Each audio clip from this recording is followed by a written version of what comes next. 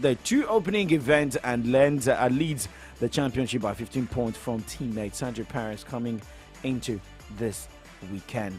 Remember, Hamilton went wide at turn 10 on more than one occasion and also had a trip through the grass at the first.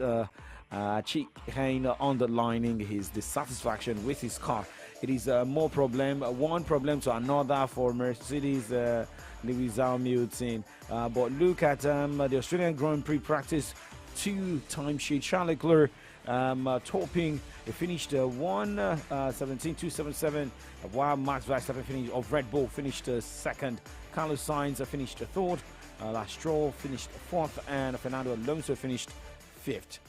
Moving away from that, and let us talk NBA this morning, where Giannis Antetokounmpo scored 21 points in his return to the starting lineup, helping the Milwaukee Bucks top the Brooklyn Nets 115-108 points at the Reserve Forum in the wee hours of today. Antetokounmpo, remember, missed 2 games with what the team described as a tendinopathy in his hamstring. Tendinopathy is a pain that generally results from overuse. Do not overuse this man.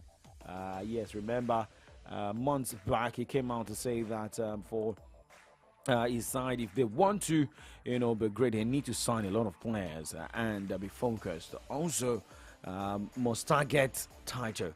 But let's look at other results away from the Milwaukee Bucks result, and let's look at what also went down the wee hours of today. Well, Orlando Magic defeated New Orleans Pelicans 121-106 points, as Washington Wizards defeated Sacramento Kings 109-102 points. Chicago Bulls lost 117-127 points against Houston Rockets, while Dallas Mavericks defeated Utah Jazz 113-97 points.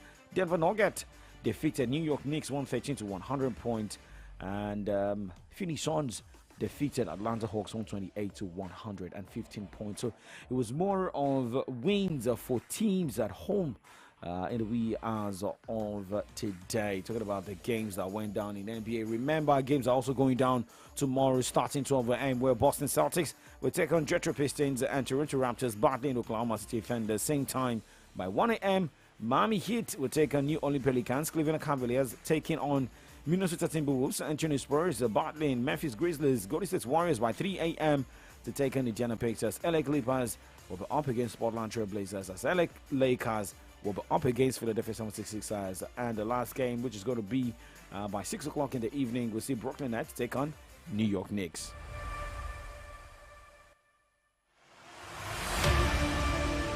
Well, still talking basketball, where an ex-Minnesota Timberwolves employee is out of jail on a supervised release after being arrested and charged with felony third-degree burglary for allegedly stealing thousands of internal files, including strategic NBA information from a team executive, according to court filing on Thursday. Now, Soma Sakar was released on Thursday after an initial court hearing in Minnesota. As part of the conditions of his release, Sakar can't contact the Timberwolves executive, Sachin Gupta, whom he allegedly stole information from either directly or indirectly, including through social media. Now, moving away from off-court stories, let's go straight to tennis this morning as we look at the result of games that went down yesterday, same as games going down today. Remember, we have a lady coming back to the court after the death of her boyfriend. But let's start with the Miami Open ATP category.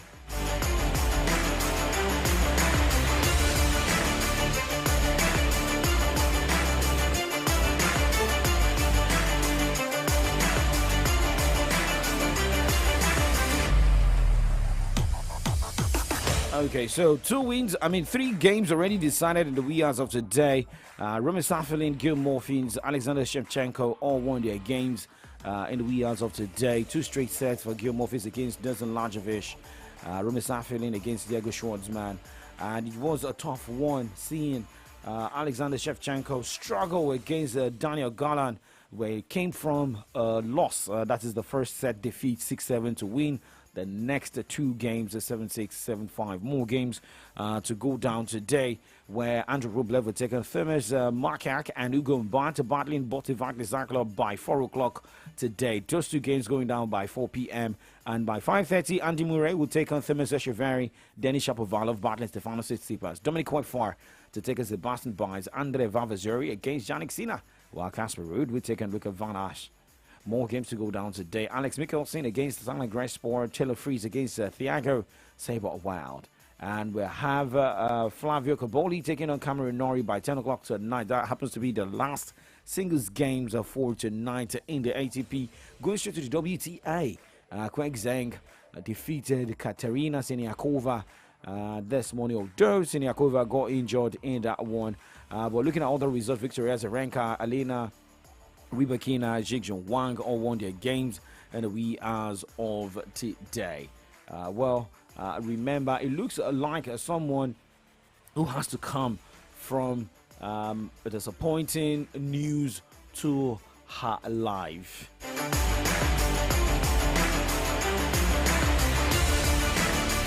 Well, that is about Aryna Sabalenka, who will open today's play at the Miami Open against Spain's Paulo Badosa, just days after the death of her former boyfriend, Konstantin Koltsov, at the age of 42.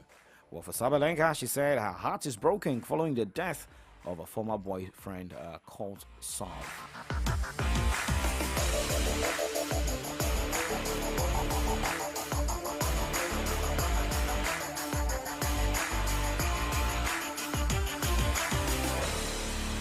Well, the game for Aryna Sabalenka against Paulo Badosa is scheduled for 4 p.m. today.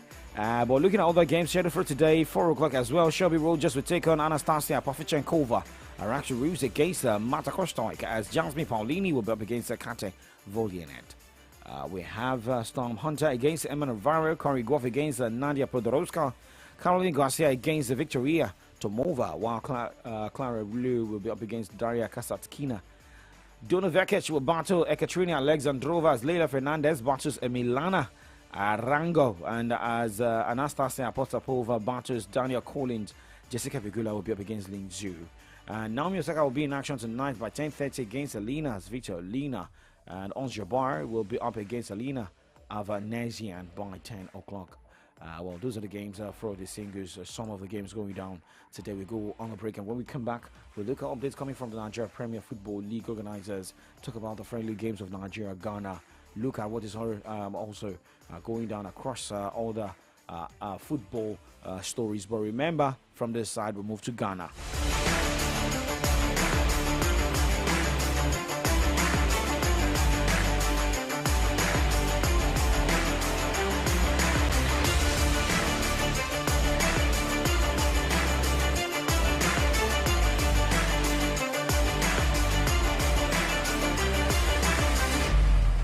News, sports, entertainment, top 100 music on your Remedy Radio dial.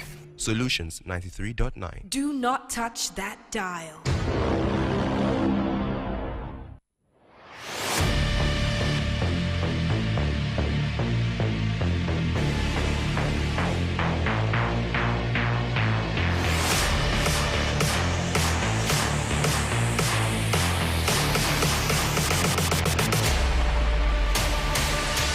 Well, maybe a lot of people expected Nigeria, maybe myself is one, to see Nigeria's under-20 female football national team to, claim the gold. But hey, it was silver at the end of the day, but we'll move, right? But looking at the medal log, nobody is fighting for that number one spot with Egypt. But let's look at the second spot where Nigeria is. Nigeria has been able to amass a total of 98 medals comprising 37 gold, 26 silver, and 35 bronze medals. And well, for South Africa, the team is placed third on the medal log with 29 gold, 30 silver, 39 bronze, making a total of 98 medals as well. And well, remember, Nigeria also needs to win more gold medals to make sure that they're turned in the grip on that number 2 spot on the medal log. Algeria is fourth with 24 gold, 33 silver, 42 bronze, making a total of 99 medals, as Tunisia is fifth with 18 gold, 22 silver, 33 bronze, and making a total of 73 medals right there. in Ghana. While host Ghana is sixth on the medal log with 11 gold, 23 silver, and they have 16 bronze, making a total of 50 medals so far at the tournament. Remember, we'll always check countries without silver and gold, and well, Gabon is yet to pick a silver or a gold. Democratic Republic of Congo, Togo, Chad, Djibouti, Guinea-Bissau, Lesotho, Rwanda still searching for the silver and gold at the African Games. And now, moving on this morning, we go on a break, and when we come back, we talk Nigeria Premier Football League warning and Nigeria versus Ghana friendly.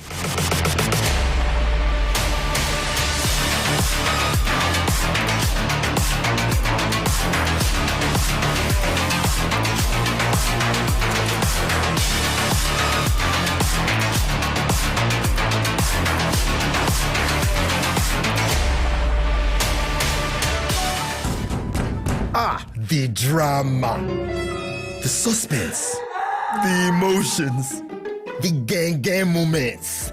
Don't miss out on Nollywood movies and web series on YouTube with the YouTube Buffet plan from MTN. You can enjoy over 10 hours of Nollywood content made for you. Sharply dial *312*800# to activate the YouTube Buffet plan from MTN and start enjoying. YouTube made for you. Every day when my children return from school, I don't recognize them. Hello, do I know you? It's us, mommy. But these dirty, sweaty uniforms and socks were clean in the morning. Everything don't transform. I understand though. School is hectic. It takes energy to come home this transformed. So I make sure they have some nutritious Milo at breakfast. Your kids need nourishing energy. Give them the new and improved Milo at breakfast. It has nutrients that support energy release to help them get the most out of their day. Milo, energy to go further. Milo! It's that time of the year again. It's time for Laugh Matas with Benga Denka and friends live in Ibadan. Featuring Corey Depelo, Aristos Band, T-Famous, Omo Baba, Bash, Baba Tumishe, Dr. Smile, Wale Waves, Baba Laria, The Ambassadors, Ozane, Eteye, MC90s, Mr. Rain, Rapping Daddy, Tai Chi, Vic Keys, Benga Laughter Castle, Mario, Mekoyo, Prince Fella, Stylo, Creative Toby, Cartoon Boys, DJ Sexy, and more. Date, March 31st, Easter Sunday. Venue, Jogo Center, Ring Road, Ibadan. Time, 3 p.m. Tickets, regular 3K, VIP 10K, table of 8, gold 500K, platinum 1 million, seats on tables 65K and 120K. Tickets available at Hair Sense, Ace Supermarket, Foodco, Ultima Restaurant, Grand X Stores, online at ariatickets.com, grandtickets.com. Brought to you by Multina, Goldberg, Biggie, and Ace Beaters. Laugh Matas, Ibadan. Media partner Solution 93.9 FM. Whoa, hallelujah, somebody! The Elim Evangelical Church Incorporated presents Annual National Convention and 50th Anniversary, tagged Back to Better, Genesis 35 verse 1, featuring salvation, healing, soul-lifting messages, seminars, and lots more. There will be lots of anointed ministers of God and song ministration by Comfort Voices and Elim Mass Choir, happening Thursday to Sunday, 28th to 31st March 2024. Arrival time 12 p.m. on Thursday and anniversary 10 a.m. on Saturday. Elim Evangelical Church is located at Philip Street behind Sabao High School, Ashelua Bakery, Kole Oduano, Akpata, Ibadan, or your state. You can also join us live on Facebook at Youth Fellowship of Elim Evangelical Church Official. For inquiry purposes, please call on this line 080-33-526-101, 080-519-85819, 070-321-01260, 070-5785-1626. Jesus is Lord. News, sports, entertainment, top 100 music on your Remedy Radio dial. Solutions 93.9. Do not touch that dial.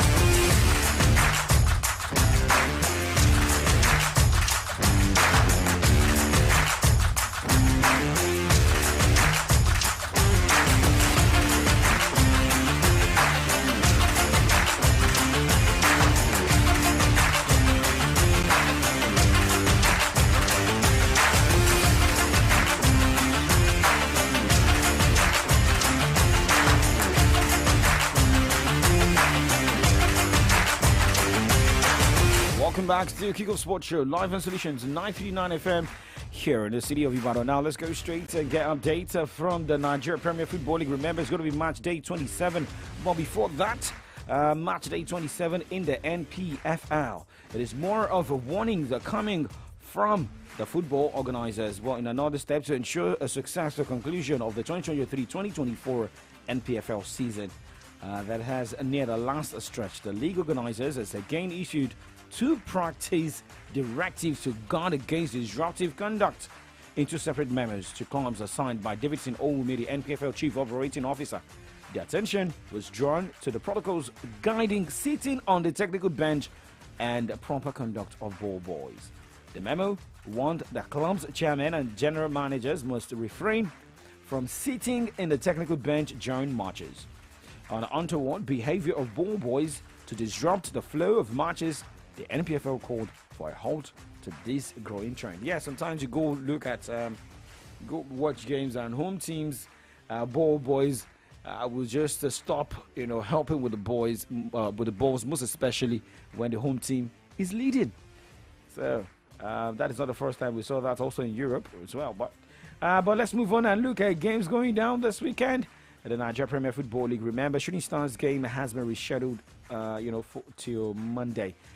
That is the update that came from the league organizers. But looking at some of the fixtures of games going down this weekend, Doma United will host Gombe United. Sporting Lagos will be on the road against Kano Pillars, as Heartland will take on Enugu Rangers. Katsina United to take on Abia Warriors. Enyimba will be the guest of Kwara United. Lobby Stars will take on Bayelsa United, as Plateau United hosts Aqua United. Rubber Stars, after the defeat here at the Lagos Salami Stadium, Ibadan, will be up against the Bendel Insurance in Ikene.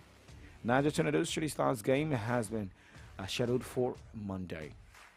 We'll be right back after this time out.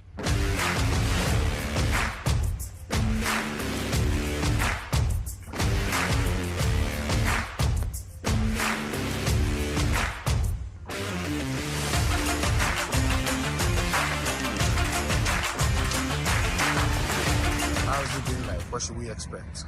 It's been great. It's good to, after the AFCON, to see the boys again, and also to see the guys of Ndidi who was missing and other boys, Bashiru and this. But it's been good. We've been training and working on our tactics to play this game. It's usually not a friendly game against Ghana, so we're ready for the game and we'll go out there to win the game. How have you been able to help the newbie like Benjamin Chanimo settle in to the team? He's actually a good player, good defender, and he's been able to join the group, and hopefully we'll have an initiation for him tonight after the dinner. Okay, and then on the final notes, it is the Black Stars of Ghana. People talk about Jollof Derby. Serious game. What should Nigerians expect? What tastes will they enjoy better tomorrow? Definitely Nigerian Jollof. I think we're ready to come out there to play. Also, working with our new coach for now. I think it's been good as well. So we're looking forward to going out there to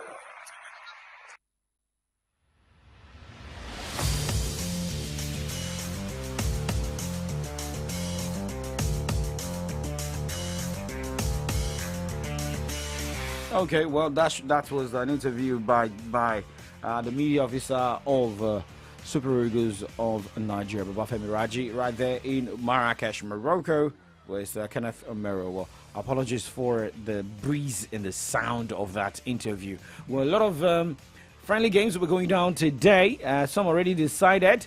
Ecuador beating Guatemala 2-0. It was 1-1 draw between Puerto Rico and Belize. But more games to go down today. By 10:30 this morning, Central African Republic will take on Bhutan, Madagascar will take on Burundi, Comoros will take on Uganda, Niger Republic against Togo, as Botswana will be up against Rwanda, Bulgaria taking on Tanzania, and Moldova will be the guest of North Macedonia. By 4:15 today, Sri Lanka against Papua New Guinea, Kosovo will take on Armenia, Azerbaijan will take on Mongolia. Remember, Nigeria's game between Ghana is at 5 o'clock. Liechtenstein against Faroe Island is going down by 6 o'clock. Same time, Norway is taking on Czech Republic. By 8 o'clock, Bermuda will take on Brunei as Equatorial Guinea will be up against Cambodia. Gabon battles Senegal by 8:30. 8:45 is Chile battling Albania. Hungary versus Turkey is going down by 8:45. Same time, Scotland is taking on Netherlands. Romania will be up against Northern Ireland as Egypt will be up against New Zealand by 9 o'clock. 9:30 Spain will take on Colombia as Algeria battles Bolivia by 10 o'clock. Same time, but by an hour later, that will be 11 o'clock. Libya will battle Burkina Faso. Same time, Mali's taking on Mauritania and Morocco battling Angola, with Sudan up against Guinea-Bissau. Now, talking about the Africa Cup of Nations qualifications, the preliminary qualification, Chad will be up against Mauritius, South Tome taking on South Sudan. And decided earlier today was the semi-final CONCACAF Nations League, where USA defeated Jamaica 3-1 in added extra time, and Panama losing 0-3 against Mexico. That's updates coming from that end. Moving away, it is we're getting updates about Arsenal forward Bukayo Saka withdrawing from England's squad, and we also got the update of Harry Kane, who is expected to sit out England's friendly game against Brazil tomorrow, giving manager Gary Southgate the chance to ramp up the auditions to be striker's deputy at this summer's European Championship. Now, the man who's the talk of the town is Xabi Alonso. And according to reports from Germany, Bayern Munich's honorary president, Uli Hoeneß, has said that the Bavarian club competing with Liverpool for the signature of Xabi Alonso, as both clubs look to appoint new managers this summer. Remember, Thomas Tuchel has announced that he will be leaving at the end of the season. And remember, Liverpool manager Jurgen Klopp also announced that he will also be exiting the club at the end of the season. Now, something about Leicester City. This team may be starting the season, should they get promoted to the English Premier League, they will be starting the Premier League with minus points, because the Premier League has charged Leicester City of an alleged breach of the league's profitability and sustainability rules, PSR. Leicester are currently second in the Championship on goal difference, but with a game in hand on leaders' leads, could face a point deduction, but not this season if found to have broken the financial regulation. So let's wait for the final, that is the investigation. Well, talking about court case, jail. Former soccer star Robinho started serving a 9-year prison sentence in his native Brazil on Thursday, more than 10 years after he was first accused of raping a woman in Italy.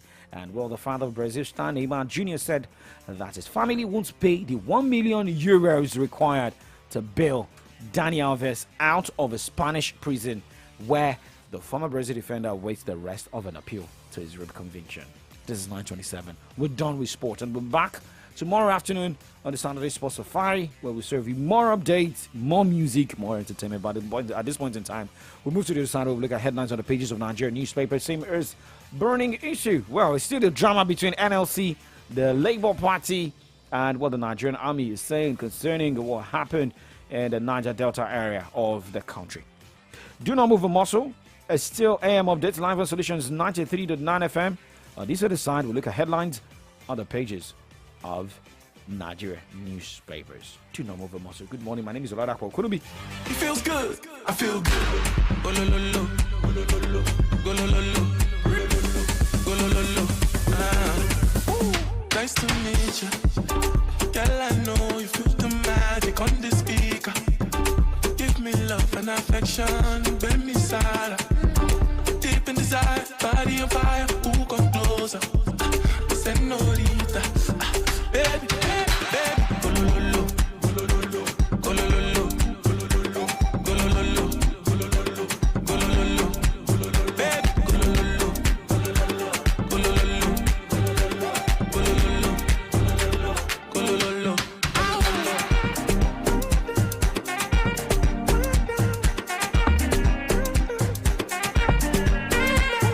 Sexy, sexy, sexy. Sexy, sexy, baby. All the girls, they envy the way you move your body. Tell me how you want it. I know it's just for one night. Say the word, I'm ready. I see you rolling like tornado. Mama, see that, can you hear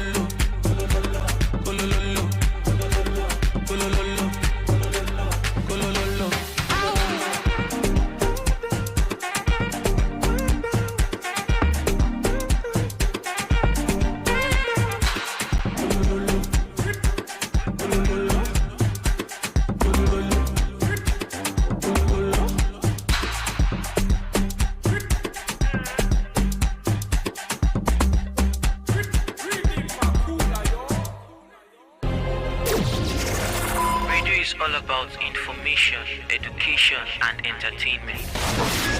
Maybe that's before now. Solutions 93.9 FM has raised the standard of radio broadcast to preferring solutions in all human angle. 939 FM, the remedy. News, sports, entertainment. Top 100 music on your Remedy Radio dial. Solutions 93.9. Do not touch that dial. Ẹ káàárọ̀ nílùú Ìbàdàn.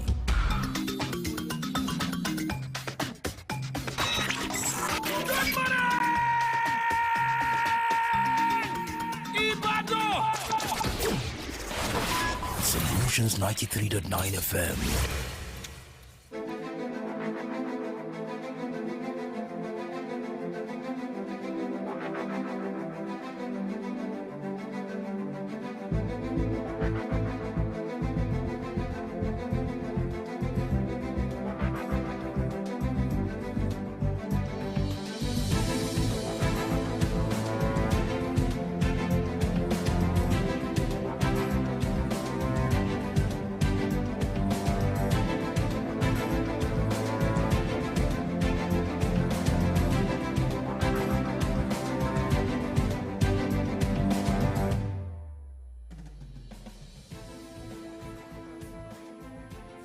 Last edition of From the Dailies for the week. I am elated because it's Friday, so the weekend is upon us. Well, it's time for us to look through the front pages of our Nigerian newspapers and get a perspective on the trending stories with analysis from our analysts and feedback from you as well. My name is Victory Onyedikachi. Good morning to you.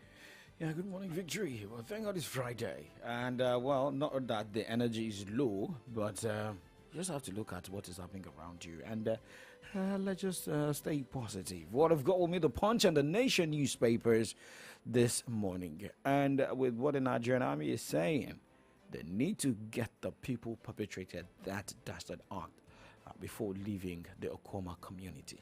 Well, and the former NLC leader Ayuba Waba was live on television yesterday explaining why there is ongoing crisis between NLC, the Labour Party, who owns the party, is it a joint ownership and the likes, but we'll listen to more on the program this morning. Remember, we're live on Facebook, live on YouTube, Solutions 93.9 FM. We're also live on your radio set, 93.9 FM. All right, I'll be taking stories from the Nigerian Tribune and the Vanguard newspaper. Let's get right into it.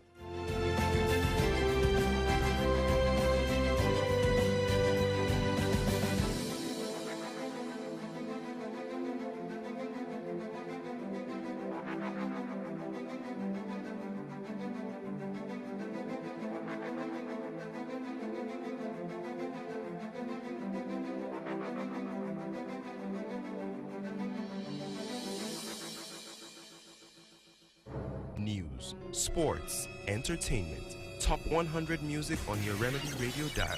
Solutions 93.9. Do not touch that dial.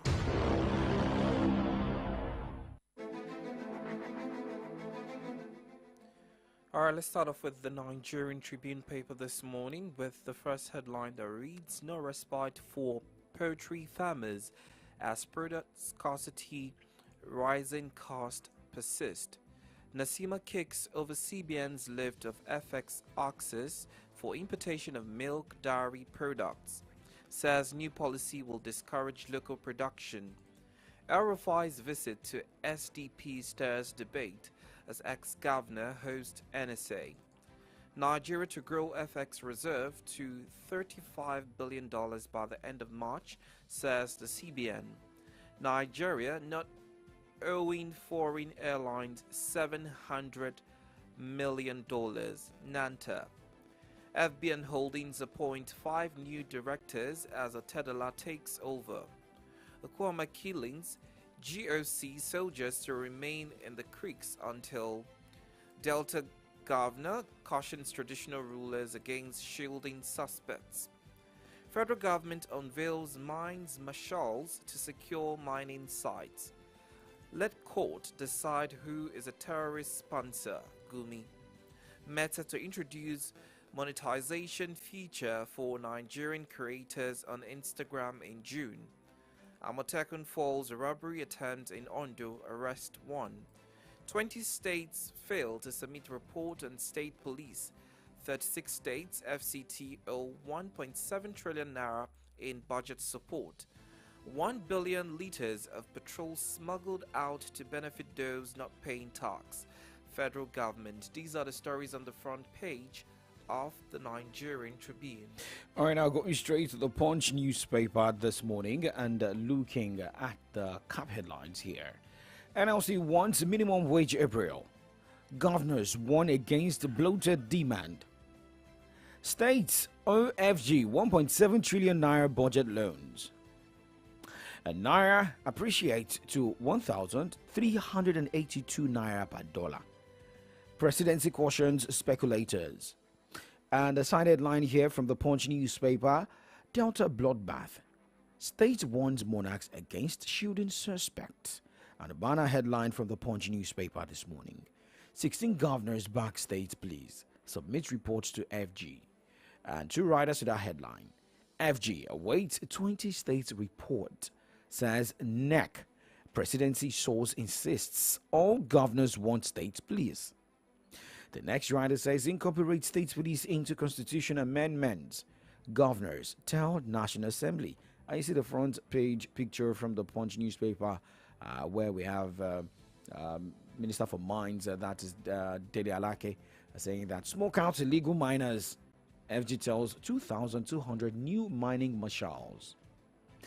And we have this other headlines: scores killed as bandits sack 9 Benue communities.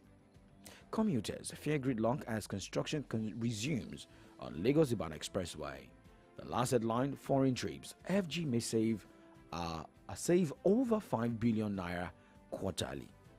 These and more you can find from the Punch newspaper this morning. Away from the Punch, let's now move over to the Vanguard newspaper, starting off with business. Manufacturers' income tax falls 6.85% to 145 billion naira in fourth quarter of 2023.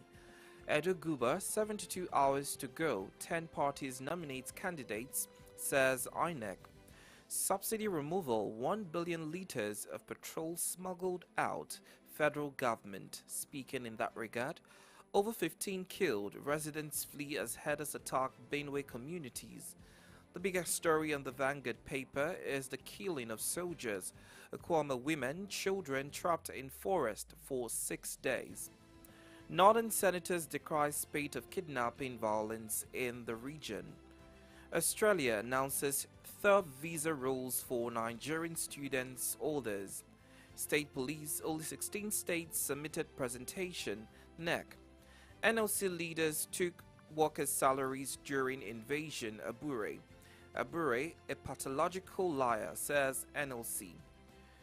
Burma defends African Games long jump goal. These are the stories on the front page of the Vanguard paper. Okay, going straight to the Nation newspaper this morning. I mean, looking at that headline you read, the battle between NLC and LP. Okay. All right, now looking at this headline: governors give condition on new minimum wage. Ability to pay is important. ABC directs members to withdraw court cases in 7 days. Ibadan mourns Oba Balogun as Makinde Ladoja visits family. I won't seek ticket to run for Ondo governor, says Jagede. And, one of the headlines you can find on the front page of the Nation newspaper this morning: Labour Party, NLC, squabble deepens. Abure, invasion of Secretariat shameful. Why LP chairman should go, by Waba. No backing down until killers of Army 17 are arrested, vows GOC. And right after that headline says, don't harbor criminals. Delta governor warns monarchs. And you can see the red and white headline on our front page, on our Facebook page as well this morning. Why we are investing in digital technology by Tinubu. Federal government, governors slowing down work on states, please. And 20 states get ultimatum to submit report. The same front page picture we have from Punch is the same we have on the Nation newspaper this morning. These are the headlines we have, this morning from the Nation to Vanguard to Punch and to Nigerian Tribune. Well, the battle continues.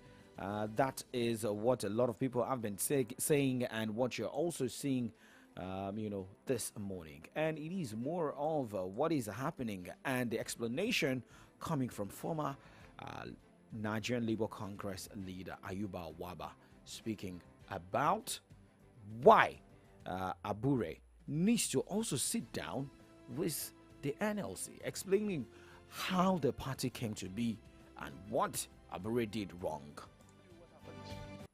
Under my leadership, there have been disputes with the Labour Party, which went to court.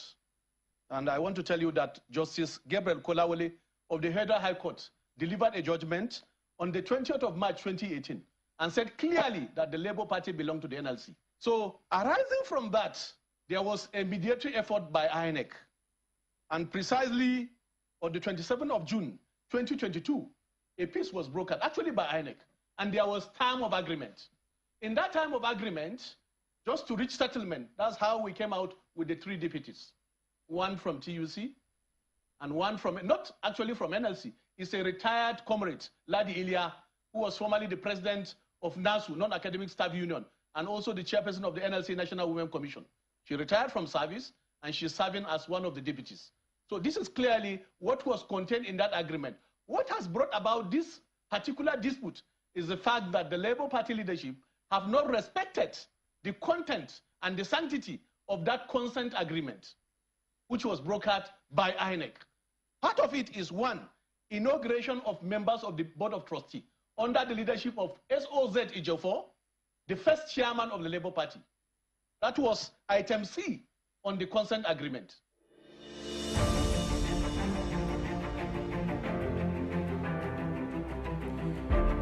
Well, Comrade Ayuba Waba speaking there, the former NLC president, live yesterday, talking about the ongoing crisis between NLC and the Labour Party. Comrade Ayuba Jadishoko joined us live this morning virtually.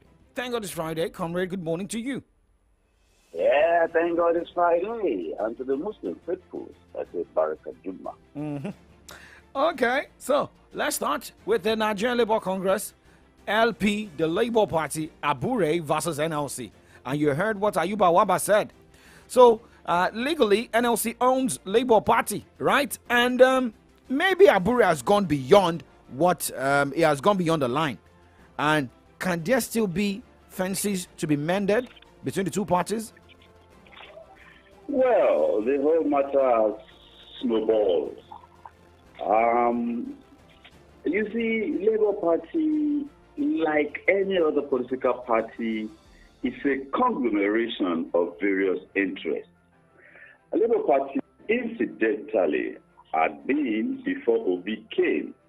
And actually, before Obi came, there was also the NCF, whose moving spirit was Professor Pat Utomi. And so, the Labour Party itself, the Labour Party was on ground, had its structure, had its BESCO, and all of that. The Labour Party, the NCF, I remember in an interview with Professor Pat Utomi, he told me that it took him 2 years to persuade Labour to own, to take ownership, actually specifically, to take ownership of the Labour Party. Okay, so when you aggregate all these interests, but what I found out is that in reality, especially during the last elections, NCF brought in Labour Party, after persuasion. But the Labour Party, I saw that in Oyo State, did not integrate. You understand? You notice that no political parties, when people decamp and come from other parties, they say they will dissolve the ESCO and then, integrate the newcomers, give them some positions and all of that. I saw that the Labour Party structure was rigid and refused to take in the newcomers. But the newcomers were not particularly hell-bent on being a part of the party structure, because all they were interested in is let's win elections. You understand? Let's win elections. So it went on like that. When the presidential candidate himself came, he created his own structure. He was flowing without the party. It was flowing without the party. So the NCF of Professor Patutomi created the big tent. And you will notice that day before yesterday, or yesterday, Professor Patutomi himself weighed in on this matter in the party. And he said, let Abu slow down. Let all other stakeholders get involved. That it looked like he was running the show alone. The National Assembly caucus of the party also cautioned him and demanded for adjustment in the recent adjustment, plan for a convention. And but you see, the problem with Ajaero is that Ajaero. Comrade, are you there? Hello. Okay, we'll try to reconnect with Comrade Aide Jajishok by this morning. That is what was saying. What does Ajaero want, really? But you recall that also the presidential candidate of the party has called for an audit of the party accounts. He himself ought to be audited because of all the monies that he collected. So, if we look critically, it is looking like Aburi has questions to ask. But the tactics of Joe Ajaero, of course, looks like the tactics of gangsterism. That is questionable. I mean, people always believe that, if you're a labor leader, you must be strong, you must be vocal, you must know how to do things either the easy or the rough way. Maybe the way the thing is going right now. And looking at Adams Oshuomole, who also happens to be a former labor leader, later moved into politics. And the reason people keep saying that there's still, it's really showing that the Nigerian Labour Congress is like 70% into politics than about the labor issue itself. Well, we have seen it in the so-called civilized crimes that we reference. We have seen, labor people supporting. Look at England, there is a Labour Party, and even in the United States.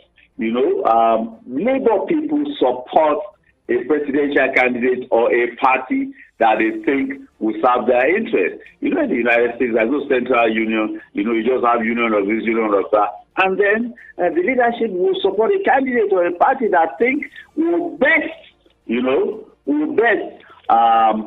suit their own interest. It's a game of interest, a game of interest. Okay. But the raw tactics, it is looking like it is a gyro. It is a gyro, you understand? And that is the problem. But maybe he's the only one that has the machinery and the muscle to take on Aburi frontally. Okay. Well, let's see where that leads. But let's talk about security now.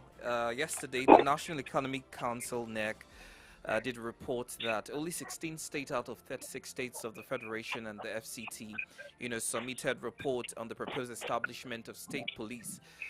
This is in view, of course, with the spate of insecurity, kidnapping, and whatnot happening in the country. One would think that the establishment or the proposal for state police is going to be beneficial to literally all states of the Federation, but what do you think is holding back other governors from submitting that report? My dear comrade brother, it is easy and convenient to pass the buck. You understand? You see, we are only key security officers in name. We do not have control of the security agencies. When the buck stops. All right, we seem to be having a challenge with the network, but I'm sure Comrade will be joining us in a bit. Buck of security to stop on their table. Whereas security is that is one of the basic responsibilities of government. Safety, security of life and property. It comes before, that has to be guaranteed, you understand? Security of lives and property has to be guaranteed before any other meaningful activity can take place.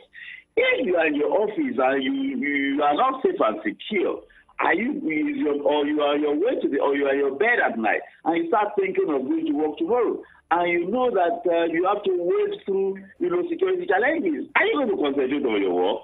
You're not going to put 100% into it, because you're going to be thinking of how to safeguard your life, because it is when you are alive and well that you are able to do any other thing. So our governors, most of those governors, of course, some of them opposed it. The man who is the chairman of APC or the progressive governors said no, they cannot do it.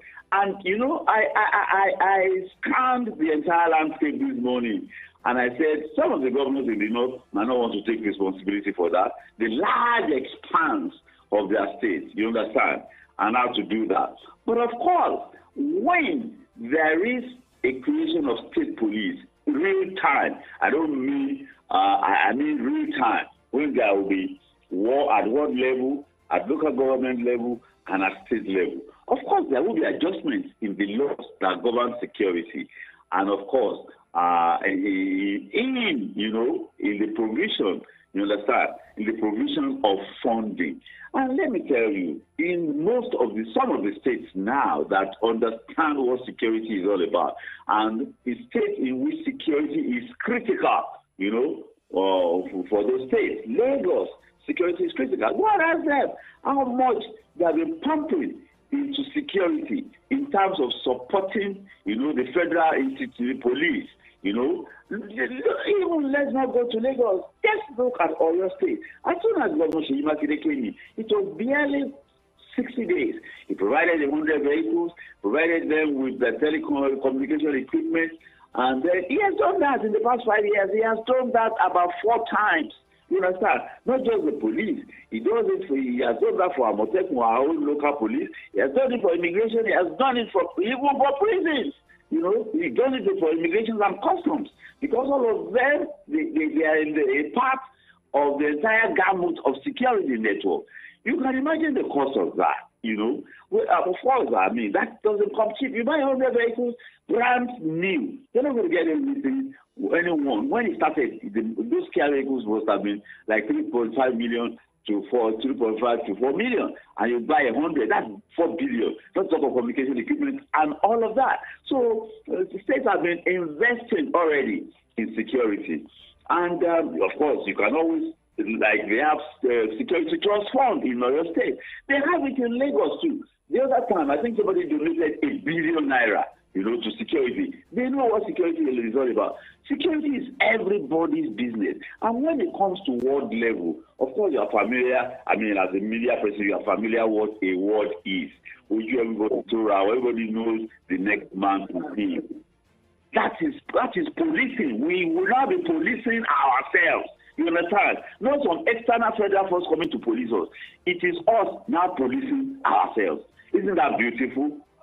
It is. So what's their objection, basically? Is it because they're worried about the security vote? Maybe there won't be any further allocation to states once, state policing is created and the state has full autonomy. Is that the fear for some of these states who are yet to submit proposal for that? It is. Well, some will certainly do, maybe getting their act together. But the same indolence that goes with going to Abuja and collecting allocations, like a child going to the father and mother to collect monthly stipend. It is that same indolence rather than look at ways in which you can generate revenue. It is easy now, and then it is the same thing. You pass the ball, security is in the federal purview, it is the exclusive list. Then you pass the ball, yet you collect billions of naira for security vote. You vote money for security every month, yet you don't want to take responsibility. I think that is just it. Indolence, mental indolence. Of course, every state has produced high-ranking, security experts from all the security agencies in this country. It's a matter of calling them together. There are universities that have security studies and strategic and security studies.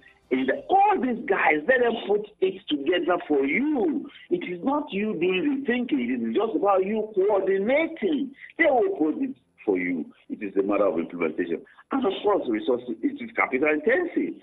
But of course, you start small. Lagos is not going to be Niger or Kaduna or some other small, states in terms of security concerns will not be doing the same thing as Lagos. It will be different. You understand? States have peculiar challenges. Some will have border issues. Some will have banditry issues. Some will have, corporate criminal elements. You understand? So these things will differ. And then your energies will be narrowed down to those specific areas where you are challenged security-wise. Fair enough. All right, let's talk about Delta State in a bit. I mean, the soldiers are still maintaining stands and being around that environment, and there's been a lot of conversation on retaliation from the soldiers to the people of, Kwama community. It was reported that, women and children are held hostage. And of course, the soldiers are not clamping down in that regard. What are your thoughts in this? Most especially, but Comrade, before you also jump on this, if you look at the breakdown from the Vanguard newspaper this morning, with, one says, man abandons wife, escape with 2 children, hunger looms, salvation looms, and, the military have said that, yes, they are not saying that they want to retaliate, but they need to get those who orchestrated that evil act. Now, is this not a sign of saying, okay, you want the people there to die of hunger instead of saying, okay, you want to retaliate by gunning down the people in the community? You see, we must be realistic.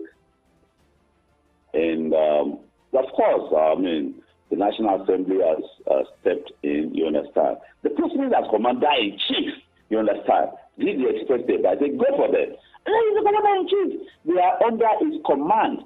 And, internally, for God's sake, our military coming under attack, by civilians, hacking them down, 17 of them, no matter what they came to do. It was not a combat situation. They were attacked. We were told that they were going back to the jetty, and that's why they were attacked. It was not a combat situation. If it was a combat situation, it would have been a different thing. And that is one of the few national institutions left that has earned some respect and continue to earn, even for the military. You can imagine what will have happened in the entire Northeast in the past 10 to 12, 13 years, in the Southeast, the Middle Belt, everywhere in this country. So that's one of the few national institutions left. Let me tell you, I say this openly and without any compromise. Any attack on our militaries are respected globally. Look at the way the Americans respect their veterans. Because these guys have signed up their lives in defense of Nigeria's territorial integrity, and they do not even die from an attack, external aggression. It is internal aggression. Be that as it may, the military, I must emphasize, they are not trained to be civil. They are not trained to be civil. You remember the operation is actually there. It was tagged Operation No Living Thing. That tells you the way the people who are doing this thing are thinking. Operation No Living Thing. You are going to meet civilians and you start the Operation No Living Thing. What is the expected outcome in such a situation? It is not war. They are going to meet civilians and they tag the Operation No Living Thing. That tells you the way they are thinking. Be that as it may, I think incidentally the situation is a little bit different. But for God's sake, they are hunting down men who gunned down and decapitated their men. And the governor warned, the governor of Delta warned, that, and he specifically addressed traditional institutions, that they must not harbor.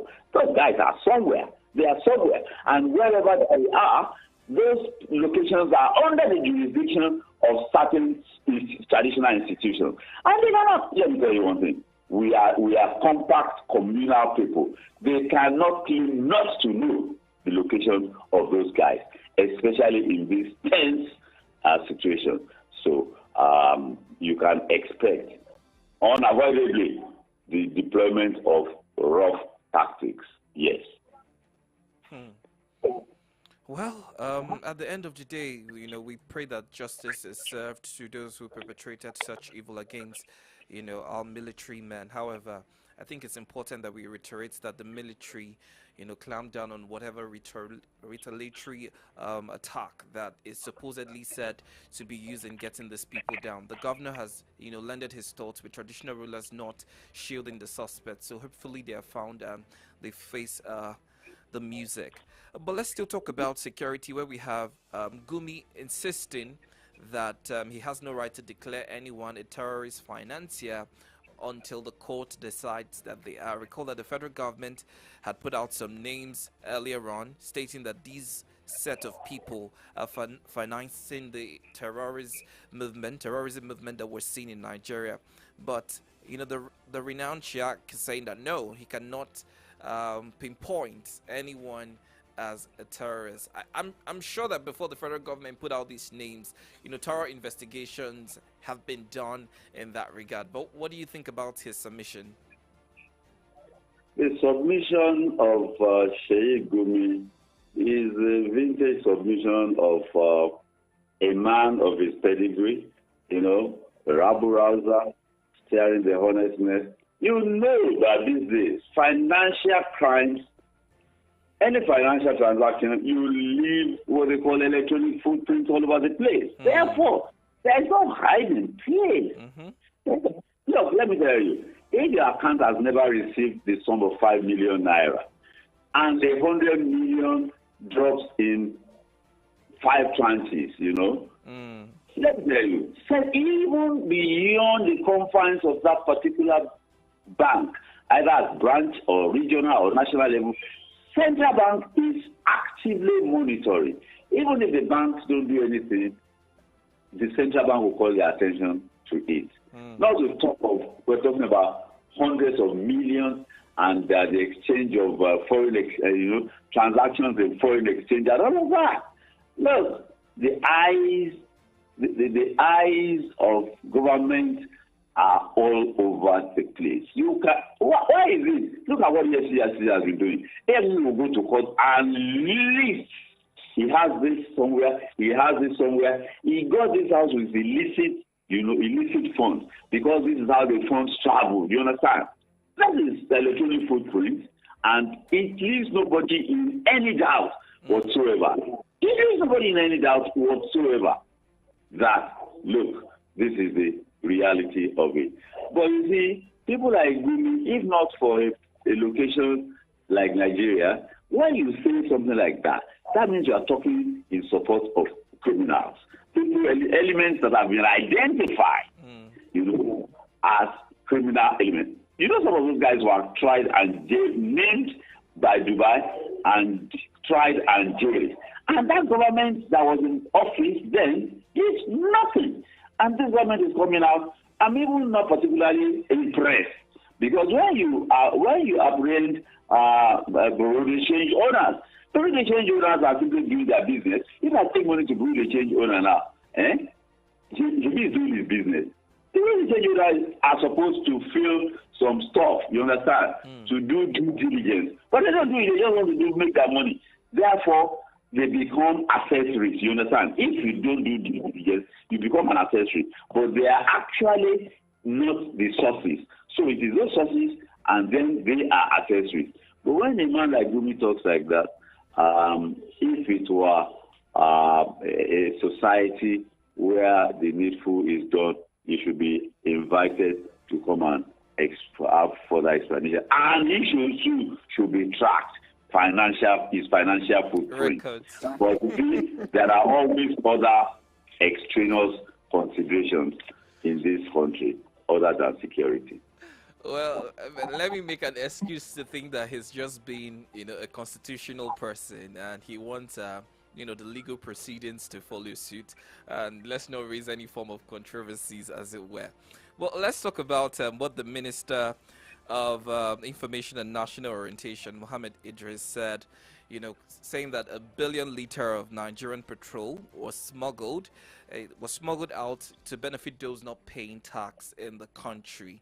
Is this news to you in any way? No, it is not news. That's not news. Because let me tell you, I know one energy expert who happens to have a degree in a mechanical engineer, a forensic accountant, and all of that. And he told us over time that as far back as towards the end of the Shagari administration, pipes have been connected, to pipes that flow to what they call flow stations.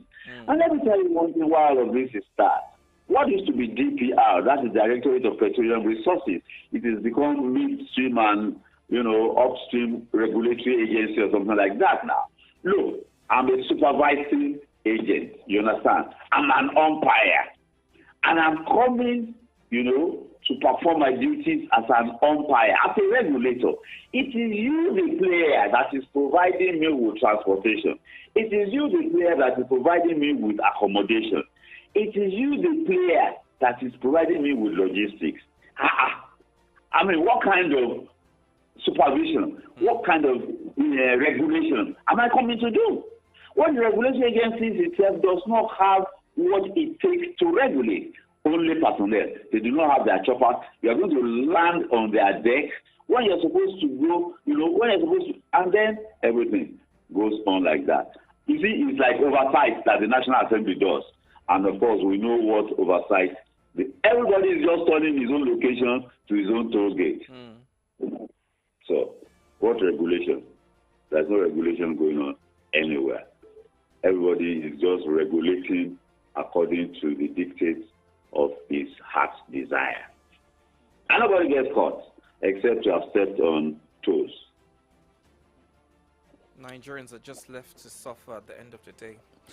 Okay, well, Nigerians are suffering because we have been suffering and smiling since the days of Fela Nicola Kokute, and we have no desire to do anything about it. And the excuses we have is that hunger has been weaponized. As the minds of Nigerians been infiltrated too, we need to ask questions. Hunger has been weaponized. As the mind, they tell us that too, when hunger is a priority, no right thinking is ongoing. I find that difficult to. I suppose that hunger should prepare people to ask critical questions and even to be angry. But hunger here makes us docile and not even to ask questions. And when you hear people, comrade, I will interpret this to you, my dear comrade. I say, as before back, it means that anybody that works for government cannot be wrong. The nation's government can never be wrong. How does government become government? Is government not acting? We submit our sovereignty to them. They are holding office in trust. Then we turn around to say people we put in office and are holding office in trust for us that they cannot be wrong. The people we, in our own wisdom, put in office, we now say, they are so good, they cannot be wrong. I find that intriguing. Okay, but finally, I mean, I know you heard the report of the federal government saying that they have to stop, government officials on foreign trips using, government's money, and that is starting by April. And according to what Femi Gbajabiamila I think said, the sound is gone. Hello? Can you hear me now, comrade? Yes, I can hear you now. Please take that again. All right, so can you hear me clearly now?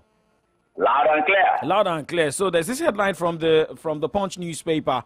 Foreign trips, FG may save over 5 billion quarterly. Remember the report that came out this week saying that, government officials won't be allowed to travel on government funding for the next that should be for the next 3 months, which is starting by April. And after that, there should be other plans.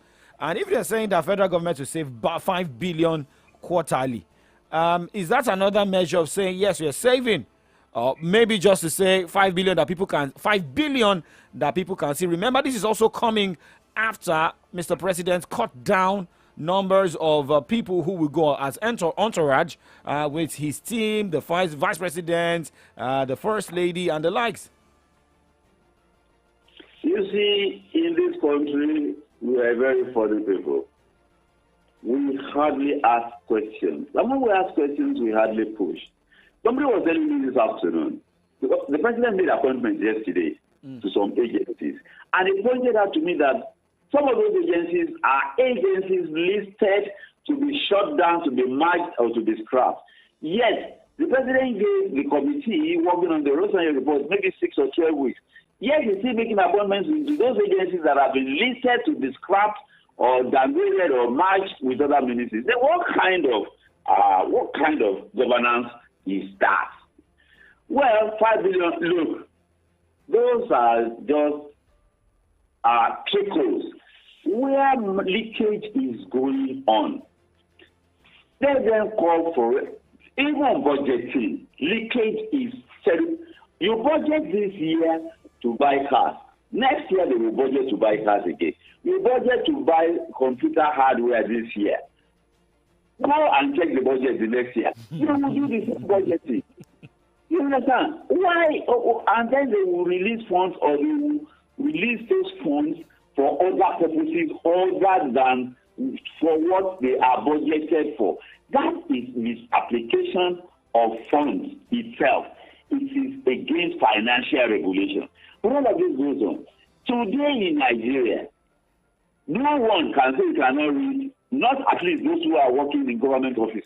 Then I cannot lay claim not to be able to read newspapers from their phones or whatever device they own. Yes, government offices are buying papers for directors and all of that. Imagine the cost of that to government.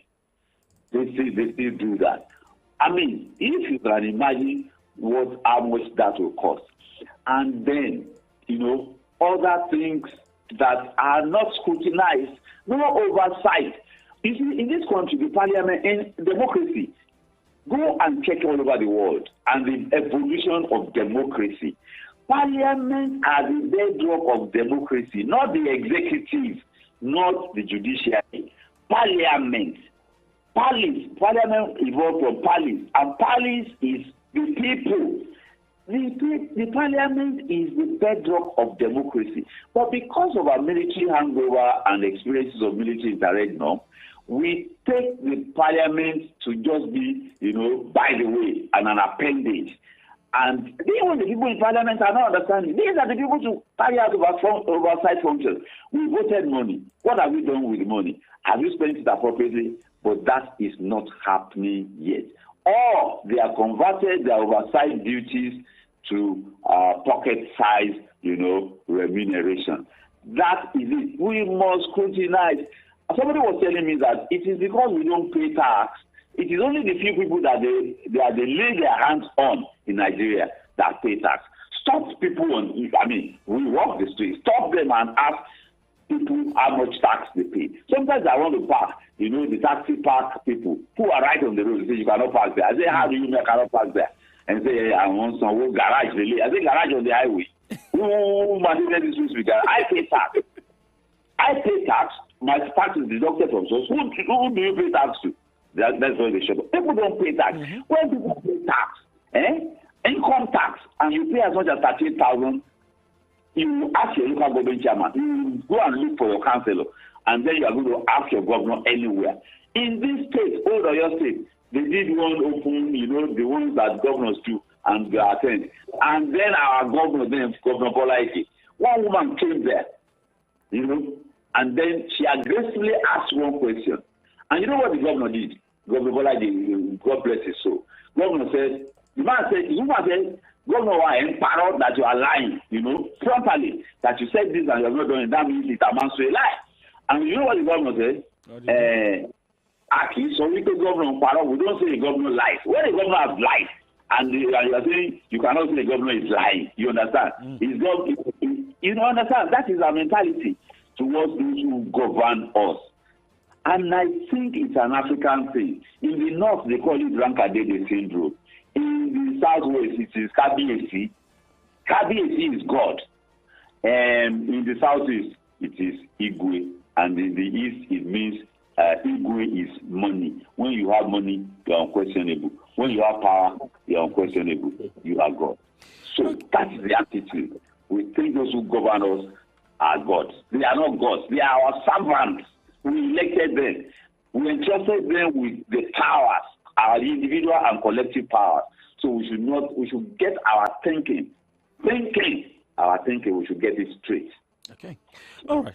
Thank you very much, Comrade Ayode Jadishokwe, for your analysis this morning and shedding light on some of the issues we have this morning. Thank you so much for your contribution this week as well. Grateful for the platform, always. God bless you. God bless our union. Yeah, God bless Nigeria as well. And enjoy the rest of the weekend. And you too, brothers. All right. Okay, Comrade Ayode Jadishokwe there, and this is 10:15. This is the convenient point we'll be saying our goodbyes on the show. AM Updates makes a return on Monday. Starts with Kick-Off Sports Show, 9 o'clock. My name is Oladakbo Okunubi. Well, do well to have yourself a swell weekend. My name is Victor Nyedikachi. Good morning to you.